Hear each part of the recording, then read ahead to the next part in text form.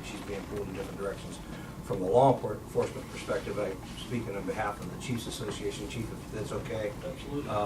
You know, we talked about this in our last meeting last Friday, I think it was, and you know, we actually shared that with Michelle. We really don't want her to feel like she's being pulled in different directions.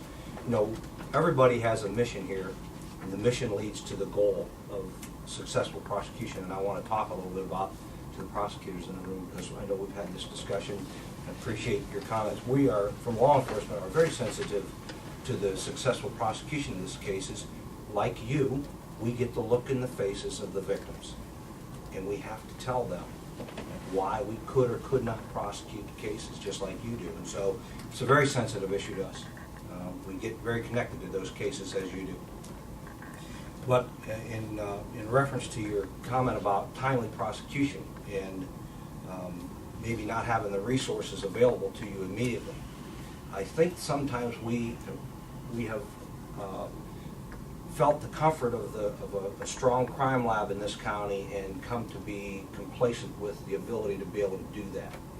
And so let's not assume, please, let's not assume that if we have to put some work out to BCI right now, that they're not going to be that phone call away. Let's not make that assumption. Let's weigh that up and see what happens. The other part of that is you should be doing your due diligence now, and I'm sure most of you have, because we have, in reaching out to your colleagues and saying, hey, if you're doing BCI, what's your turnaround? What's your contact with their folks that come out and are their experts on the stand? And I know you guys are probably already doing that, and thank you for that, because we have to be looking in that direction to get through this, get over this hurdle that we're facing right now. That being said, we had talked with BCI on whatever the meeting was. You got the dates, thank you very much. But whenever we talked to them, you know, one thing we did not really discuss with them was that direct contact. And I know John brought it up following the meeting. What if we talked a little bit briefly afterwards? What about that contact? And so we all have to, from the prosecutor standpoint and from the law enforcement standpoint, we have to reach out to our colleagues in BCI if we're going to be doing some work with them for the interim until we can work through this problem, to develop those relationships, because we've had it really pretty good with our crime lab and having that relationship, being able to reach out to them. And so we are a bit spoiled in that regard. That being said, I caution everyone, especially our colleagues in law enforcement and our colleagues with the prosecutor's office, not to make an assumption that they will not perform. We should make the assumption that they will perform, and then weigh up the facts when the facts are before us. One other thing, just Michelle, the question, what are we doing with you going through Mansfield? Isn't that similar to what Columbus PD is currently doing with BCI? It is a similar scenario in that right now the state lab is doing work for Columbus Police Department in which they are doing some of the backlog cases, and so they established an agreement with Columbus.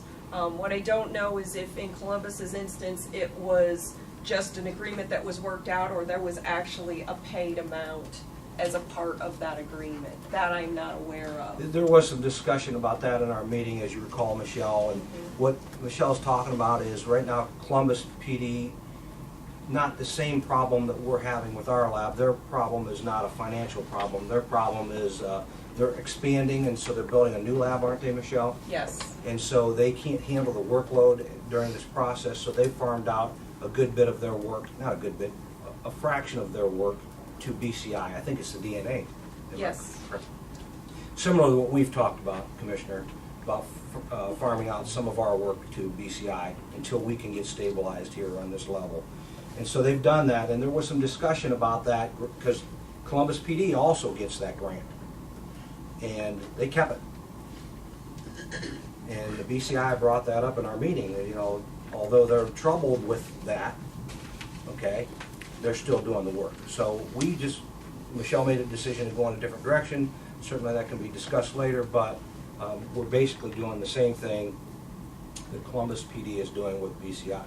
Now going forward, and I think our understanding from the chief's level, and I'll let Chief Paveski speak to this, is that we want to make all new submissions of DNA from the law enforcement perspective, it's been collaboratively decided that we are going to submit to BCI to help the crime lab relieve part of the, and not keep piling on, if you will. It goes back to that successful, timely prosecution.